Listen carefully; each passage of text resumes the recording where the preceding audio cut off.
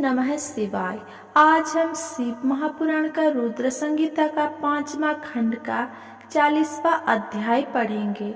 उससे पहले हमने पिछले अध्याय में पढ़ा था शुंभ शंखचूड़ के दूत और शिव जी की वार्ता, दानव देव युद्ध, शंखचूड़ युद्ध, भद्रकाली शंखचूड़ युद्ध, शंखचूड़ की सेना का संहार।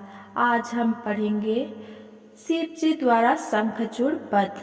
सनत कुमार जी बोले, हे व्यास जी, अपने विशाल सेना का इस प्रकार संहार होता देख असुरराज शंखचूड़ अत्यंत क्रोधित होकर निरंतर उन पर अस्त्रों का प्रहार करने लगा। तत्पश्चात उसने अपनी माया का प्रयोग करते हुए सभी देवताओं सहित देवाधिदेव महादेव को भयभीत करने का प्रयास किया, परंतु इस जगत के स्वामी को इस प्रकार भला कोई डरा सकता है क्या? देवाधिदेव महादेव जी उसकी माया से तनिक भी भयभीत नहीं हुए और उन्होंने शंखचूड़ पर अनेक दिव्य शक्तियों से प्रहार किया, जिनके फलस्वरूप शंखचूड़ की माया पल भर में ही विफल हो गया। क्रोधित महादेव जी ने दैत्येंद्र का वध करने के लिए अपने हाथों में त्रिशूल उठा लिया। जैसे ही वे त्रिशूल का प्रहार करने आगे बढ़े, तभी उन्हें एक आकाशवाणी हुई सुनाई दी, जो कि सिर्फ शिव जी के लिए ही थी। आकाशवाणी बोली, हे कल्याणकारी शिव, आप तो सर्वेश्वर है, इस जगत के स्वामी है। आपकी आज्ञा के बिना तो इस जगत में कुछ हो ही नहीं सकता। भगवान, आप इस तुच्छ राक्षस का वध करने के लिए त्रिशूल का प्रयोग क्यों कर रहे हैं? इसे मानना आपके लिए बहुत ही आसान है। भगवान, आप तो सब वेदों के परम ज्ञाता है तथा सब कुछ जानते हैं। जब तक शंखचूड़ के पास भगवान विष्णु का कवच और पतिव्रता स्त्री है, तब तक शास्त्रानुसार यह अवैध है। आकाशवाणी सुनते ही भगवान शिव ने अपने त्रिशूल को तुरंत ही रोक दिया और मन में श्रीहरि विष्णु का स्मरण किया। श्रीहरि अगले ही क्षण हाथ जोड़े उनके सामने उपस्थित हो गए। तब शिव जी ने विष्णु जी को इस संकट को दूर करने का आदेश दिया। भगवान विष्णु ने तुरंत एक ब्राह्मण का वेश धारण किया और भिक्षा मांगने के लिए दैत्यराज शंखचूड़ के पास पहुंच गए। वहां पहुंचकर विष्णु जी ने भिक्षा मांगी। तब शंखचूड़ ने पूछा, हे ब्राह्मण देव, आपको क्या चाहिए? मैं अवश्य ही दूंगा, परंतु पहले यह बताइए तो सही कि आप क्या चाहते हैं। तब ब्राह्मण का रूप धारण किए हुए विष्णु जी बोले कि पहले प्रतिज्ञा करो कि मैं जो मांगूंगा तुम मुझे दोगे। इस प्रकार जब शंखचूड़ ने ब्राह्मण को उसकी इच्छित वस्तु देने का वचन दे दिया, तब विष्णु जी ने उससे उसका कवच मांग लिया। कवच लेने के पश्चात वे ब्राह्मण के रूप में ही दैत्यराज की पत्नी देवी तुलसी के पास गए। मायावी विष्णु जी देवताओं के कार्य को पूरा करने के लिए देवी तुलसी के साथ भक्ति पूर्वक विहार करने लगे। दूसरी ओर जब भगवान शिव को अपनी दिव्य अलौकिक शक्ति द्वारा इस बात का ज्ञान हुआ कि शंखचूड़ की रक्षा करने वाला कवच और उसकी पतिव्रता स्त्री की शक्ति अब उसके साथ नहीं रही, तो तुरंत ही उन्होंने अपना विजय नामक त्रिशूल उठा लिया और पूरी शक्ति से उस त्रिशूल का प्रहार दैत्यराज पर किया। उस दैत्य त्रिशूल के प्रहार के पल भर में ही शंखचूड़ के प्राण पखेरु उड़ गए। दैत्यराज शंखचूड़ के मरते ही आकाश में दुंदुभियां बजने लगी, चारों दिशाओं में मंगल गान होने लगा और भगवान शिव पर आकाश से फूल की वर्षा होने लगी। वहां उपस्थित सभी देवता भगवान शिव की स्तुति करने लगे और उनको धन्यवाद कहने लगे। असुरराज शंखचूड़ भी भगवान शिव के हाथों मृत्यु को प्राप्त होकर अपने शाप से मुक्त हो गया। उसकी हड्डियों से एक विशेष शंख की जाति बनी। उस शंख में रखा गया जल अत्यंत शुभ माना जाता है और उसका प्रयोग देवताओं पर जल चढ़ाने के लिए तथा घरों को शुद्ध करने के लिए किया जाता है। वह जल देवी लक्ष्मी और श्रीहरि विष्णु को बहुत प्रिय है, परंतु इस जल को भगवान शिव की पूजा में प्रयोग नहीं किया जाता। इस प्रकार दैत्यराज शंखचूड़ के वध के पश्चात कल्याणकारी भगवान शिव प्रसन्नता पूर्वक नंदीश्वर पर आरूढ़ होकर देवी भद्रकाली, कुमार कार्तिकेय और गणेश सहित अपने अनेकों गणों को साथ लेकर पुनः अपने निवास कैलाश पर्वत की ओर चल दिए। तत्पश्चात अन्य देवता भी प्रसन्न हृदय से अपने लोकों को चले गए। 43वां अध्याय, तुलसी द्वारा विष्णु जी को शाप। व्यास जी बोले, हे सनत कुमार जी, भगवान विष्णु ने पतिव्रता तुलसी को किस प्रकार अपने अधीन कर लिया। किस प्रकार पतिव्रता धर्म का पालन करने वाली देवी तुलसी एकाएक धर्म से विमुख होकर अधर्म का आचरण करने लगी। कृपा कर इस कथा को मुझे बताइए। व्यास जी के प्रश्न को सुनकर सनत कुमार जी बोले, हे महामुनि, देवताओं के हित का सदा ध्यान रखने वाले भगवान विष्णु ने अपने आराध्य भगवान शिव की आज्ञा पाकर उनके द्वारा बताए गए कार्य को पूर्ण करना अपना ध्येय माना। तब तुरंत वे ब्राह्मण का वेश धरकर शंखचूड़ से उसका कवच ले आए। तत्पश्चात वे अति शीघ्र दैत्यराज शंखचूड़ के नगर की ओर चल दिए। भगवान विष्णु ने दैत्येंद्र के नगर के समीप पहुंचने से पहले ही अपना रूप बदल लिया। उन्होंने शंखचूड़ का रूप धारण कर लिया। फिर वे देवी तुलसी के पास पहुँचे। अपने पति शंखचूड़ को सामने पाकर देवी तुलसी फूली नहीं समाई, वो उनके गले से लग गई। उसकी आंखों से अश्रुधारा वही बही जा रही थी। उसने अपने स्वामी को सिंहासन पर बैठाकर उनके चरणों को धोया और युद्ध का समाचार पूछा। शंखचूड़ का रूप धारण किए हुए भगवान विष्णु बोले, हे प्रिय, युद्ध के मध्य में ही ब्रह्मा जी ने मेरे और भगवान शिव के बीच संधि करा दी, इसीलिए मैं वापस आ गया हूँ। भगवान शिव भी वापस कैलाश पर्वत पर चले गए हैं। ये कहकर उन्होंने देवी तुलसी की जिज्ञासा को शांत कर दिया। तत्पश्चात शंखचूड़ बने भगवान विष्णु तुलसी के साथ आनंद पूर्वक रमण करने लगे, परंतु झूठ की हांडी रोज नहीं चढ़ती। एक दिन देवी तुलसी को ज्ञात हुआ कि उसके साथ रमण करने वाला पुरुष उसका पति शंखचूड़ नहीं बल्कि कोई और है। यह पता चलते ही देवी तुलसी आत्मग्लानि से भर उठी। उन्हें स्वयं से घृणा होने लगी। वो क्रोध से वेश बदले श्री विष्णु पर फट पड़ी। उन्होंने श्री विष्णु से पूछा, तू कौन है? मुझे सच सच बता, क्यों तूने मुझ जैसी पतिव्रता स्त्री का पतिव्रत धर्म नष्ट कर दिया है? मैं तुझे नहीं छोड़ूंगी।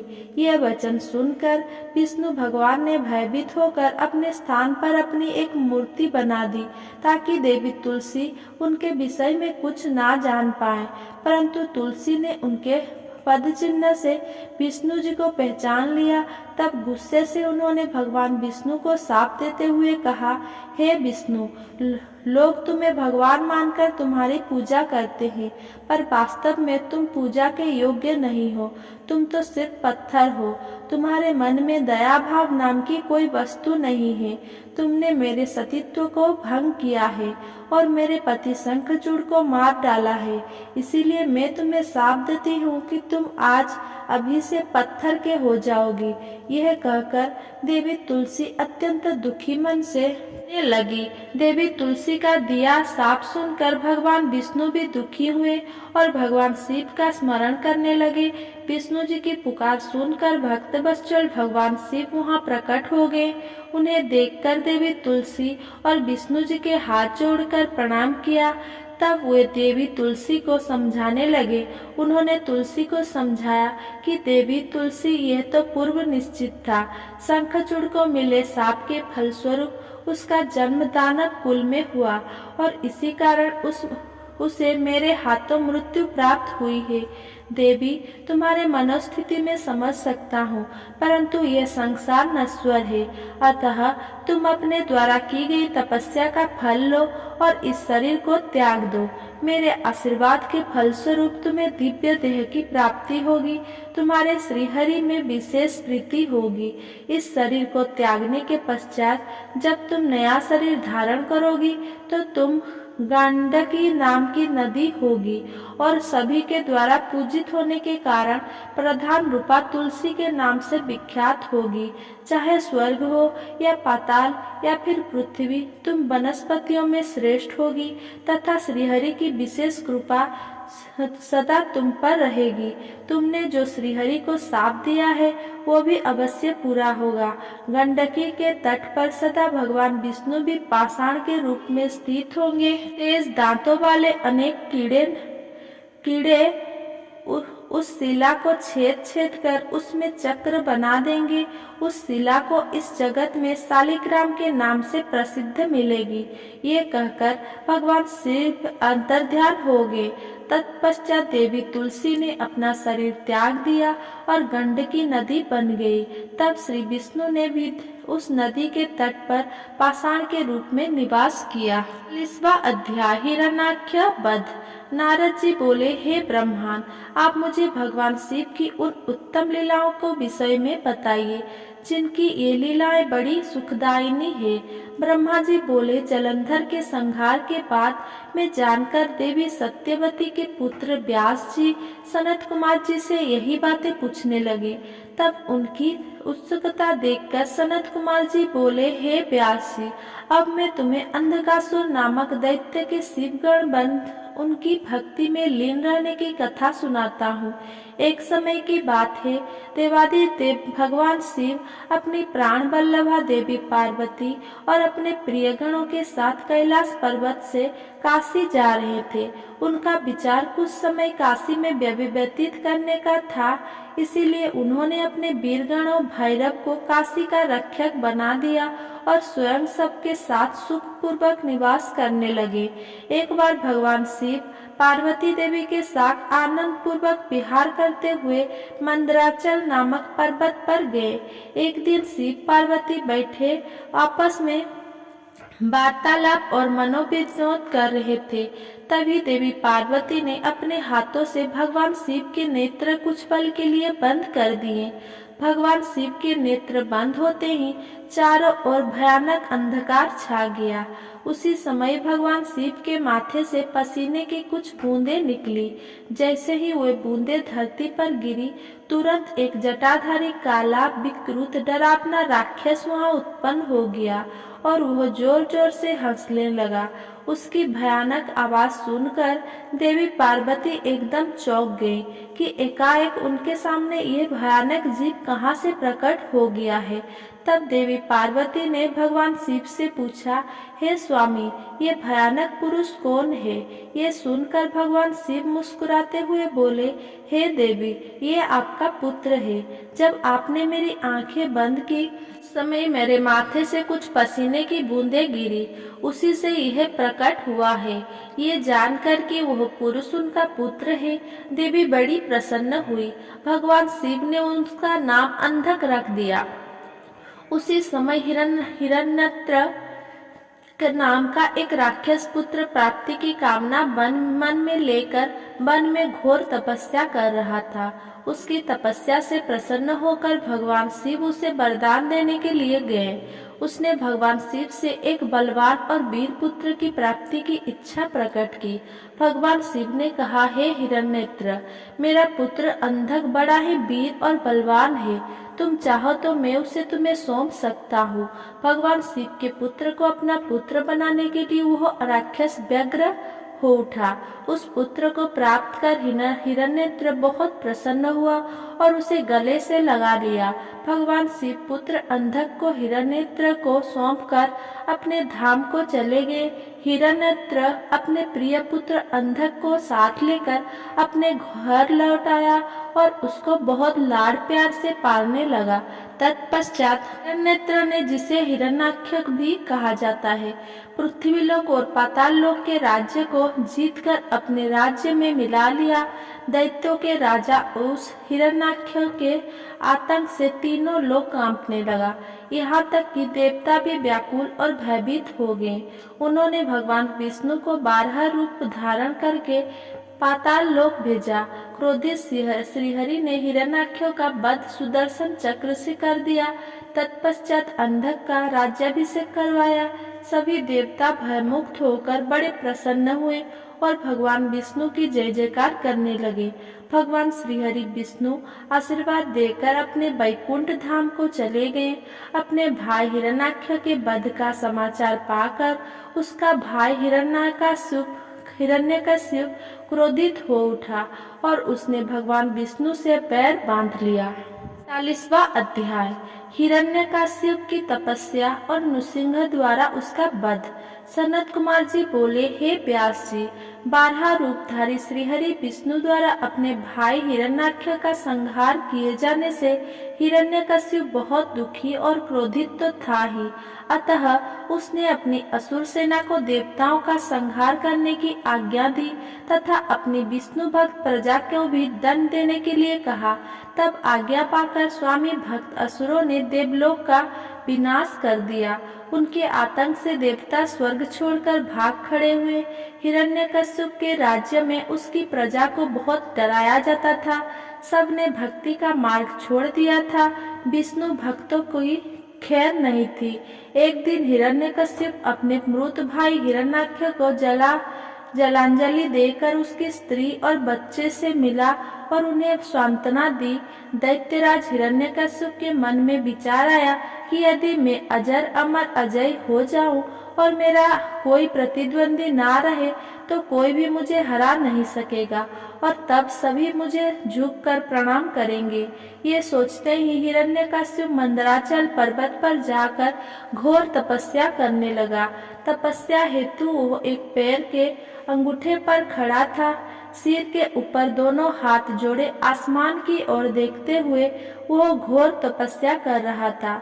इधर जब हिरण्यकश्यप तपस्या में लीन था तो देवताओं ने असुरों से अपना राज्य छीन लिया। वे आनंद पूर्वक अपना राज्य करने लगे। हिरण्यकश्यप की तपस्या का तेज दिन प्रतिदिन बढ़ता ही जा रहा था। उसके तप की अग्नि से देवता तप्त हो उठे और भयभीत होकर ब्रह्मा जी के पास गए। तब सब देवताओं ने हाथ जोड़कर ब्रह्मा जी को प्रणाम किया। तत्पश्चात उन्होंने बताया कि हे प्रभु, दैत्यराज हिरण्यकश्यप की तपस्या के तेज से सब लोग भयभीत हो रहे हैं। आप कृपा करके हमें भयमुक्त कीजिए। सब देवताओं की प्रार्थना सुनकर ब्रह्मा जी हिरण्यकश्यप को वर देने के लिए उस स्थान पर गए जहाँ वो तपस्या कर रहा था। वहाँ जाकर उन्होंने हिरण्यकश्यप से कहा, वत्स, मैं तुम्हारी तपस्या से बहुत प्रसन्न हूँ। तुम जो चाहो मांग सकते हो। मैं तुम्हारी मनोकामना अवश्य पूरी करूँगा। ब्रह्मा जी के यह शुभ वचन सुनकर हिरण्यकश्यप ने आंखें खोल दी और हाथ जोड़कर सामने खड़े ब्रह्मा जी को प्रणाम किया। तत्पश्चात वो बोला, हे प्रजापति, हे पितामह, मैं चाहता हूँ कि मुझे कभी भी मृत्यु का भय ना हो। मैं किसी अस्त्र शस्त्र, पास, वज्र, सूखे पेड़, पर्वत, जल, अग्नि से ना मरूं। देवता, दैत्य, मुनि, सिद्धिवर अथवा सृष्टि की कोई भी रचना मेरा वध ना कर सके। दिन रात, स्वर्ग नरक, पृथ्वी पाताल, अंदर बाहर, कहीं भी किसी भी समय मेरे मृत्यु ना हो सके। ब्रह्मा जी ने प्रसन्न होते हुए तथास्तु कह दिया। तुम्हें तुम्हारे अभिष्ट फल की अवश्य प्राप्ति होगी। जो वरदान तुमने मांगा है वो अवश्य फलीभूत होगा। तुमने 96,000 वर्ष तक तपस्या करके मुझे प्रसन्न किया है। अब तुम सुखपूर्वक राज्य करो। इच्छित वरदान प्राप्त करके दैत्यराज हिरण्यकश्यप बहुत प्रसन्न हुआ और हाथ जोड़कर ब्रह्मा जी की स्तुति करने लगा। तत्पश्चात ब्रह्मा जी अंतर्ध्यान हो गए। हिरण्यकश्यप अपने घर वापस चला गया। वहां पहुंचकर उसके मन में यह विचार आया कि अब मैं अमर हो गया हूँ। अब कोई भी मुझे नहीं मार सकता, इसीलिए अब मुझे अपने राज्य का विस्तार करना चाहिए। ये विचार मन में आते ही उसने तीनों लोकों पर अपना अधिकार स्थापित करने का निर्णय लिया। उसने देवताओं से भयंकर संग्राम किया और उन्हें हराकर उनके राज्य पर अधिकार कर लिया। देवता अपने प्राणों की रक्षा हेतु तो वहां से भाग खड़े हुए और भगवान श्रीहरि विष्णु के पास गए। भगवान श्रीहरि विष्णु के पास पहुंचकर देवताओं ने उन्हें अपनी व्यथा सुनाई और उसने अपनी पीड़ा और कष्टों को दूर करने की प्रार्थना की। तब विष्णु जी ने उन्हें आश्वासना दिया कि वे स्वयं हिरण्यकश्यप का वध करके उन्हें उसके अत्याचार से मुक्ति दिलाएंगे। भगवान विष्णु के आश्वासना पर देवता उन्हें धन्यवाद देकर वैकुंठ लोक से वापस आ गए। वे अपनी रक्षा के लिए अलग अलग जगहों पर निवास करने लगे।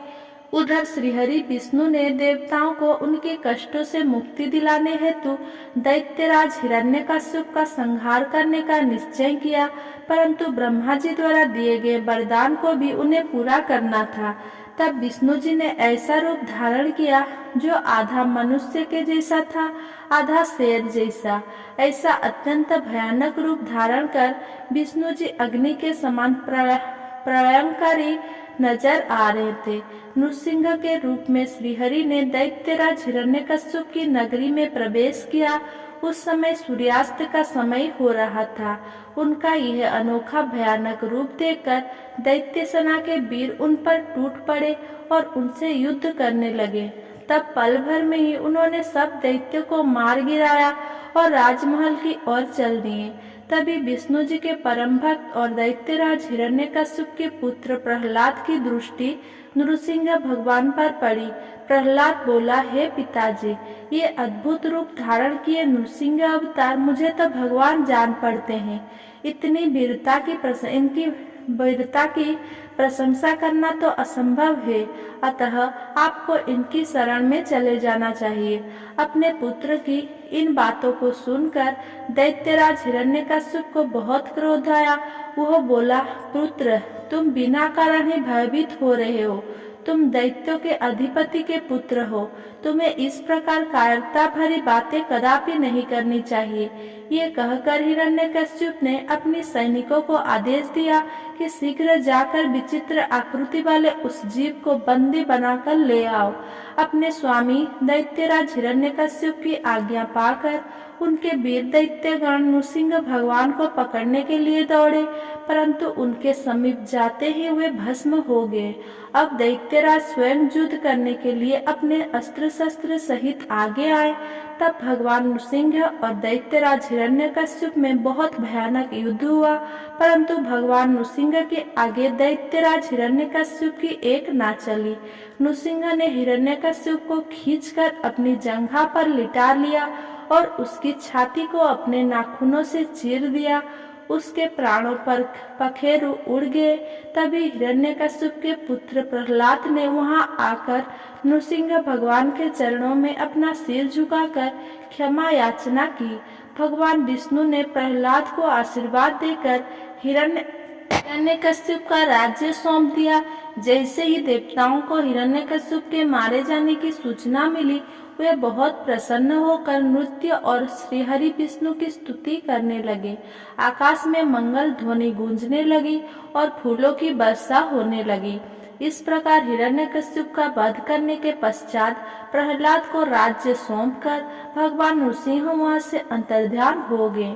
तत्पश्चात सभी प्रसन्नता पूर्वक अपने अपने लोकों को चले गए। अगर मेरा ये वीडियो आपको पसंद आया हो तो मेरा वीडियो को लाइक, कमेंट, शेयर